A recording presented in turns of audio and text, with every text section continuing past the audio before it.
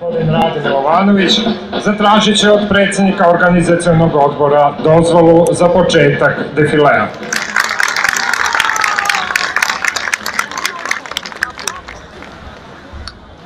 Gospodine predsjedniče,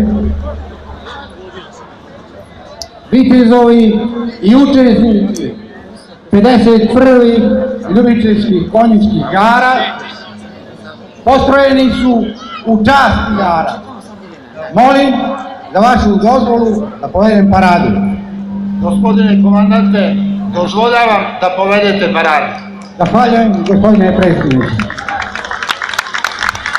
Dragi gledalci, kako rekao smo, u pratnji komandanta nalazi se prošlogodišnji pobednik, vitez ljubičevskih konjičkih igara, gospodin Ivan Stanković.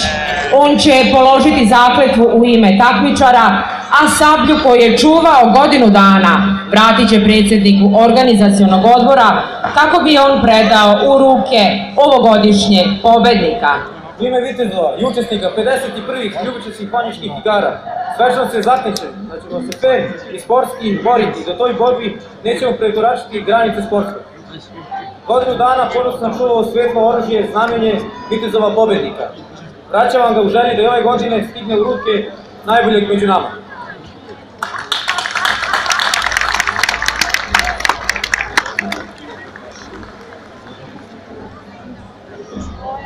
Završim borbi u redelju. Neka nam jedna misao bude ista i zajednička. Neka pobede najbolji. Sad ću da pogledam samo. I neka se uvek poštuju reči napisane na sablji. Ne vadi me bez povoda i ne vraćaj me do šafa.